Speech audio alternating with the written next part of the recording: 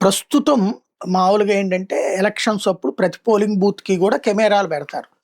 CC కెమెరాలు పెడతారు. దాని మానిటరింగ్ గూడా ఉంటుంది. అయితే డైరెక్ట్‌గా ఎంప్లాయీస్‌ని పెట్టుకోదు. వాలంటీర్‌గా అట్లాగా సీసీ కెమెరాలు పెట్టి మానిటర్ చేసి పెడతామనేటటువంటి మనుషుల్ని పిలుస్తది. చాలామంది నిజంగా ఎవడికి అంత పిచ్చుంటది?